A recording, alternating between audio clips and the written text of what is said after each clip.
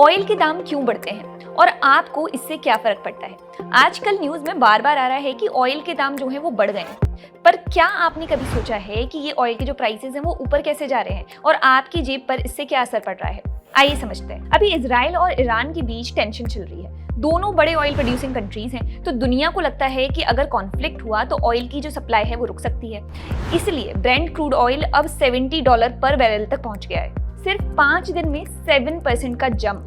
अब आप सोच रहे होंगे कि हमें इससे क्या फर्क पड़ता है। फर्क पड़ता है और काफी ज्यादा फर्क पड़ता है, क्योंकि इंडिया अपना 89% जो ऑयल है वो इंपोर्ट करता है। पिछले साल सिर्फ ऑयल पर ही $137 बिलियन का खर्च हुआ, जो टोटल इंपोर्ट बिल का अप्रॉक्स 15% था। तो अगर ऑयल और महंगा हुआ तो पैसा और ज्यादा बाहर जाएगा। और सिर्फ $10 के प्राइस इंक्रीज से जो जीडीपी है वो 0.3 से 0.4% तक गिर सकती है।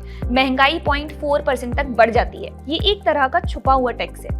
फ्यूल, फूड, कपड़े सब कुछ महंगा हो जाता है। आप समझते हैं कि इसमें परेशान कौन होता है। सबसे पहले तो एयरलाइंस, क्योंकि फ्यूल जो है वो महंगा हो जाएगा। लॉजिस्टिक्स और पेंट कंपनीज, क्योंकि माल जो है वो भेजना महंगा हो जाएगा। एफएमसीजी और ऑटो कंपनीज, क्योंकि प्रोडक्शन और डिलीवरी कॉस्ट भी बढ़ जाएगा।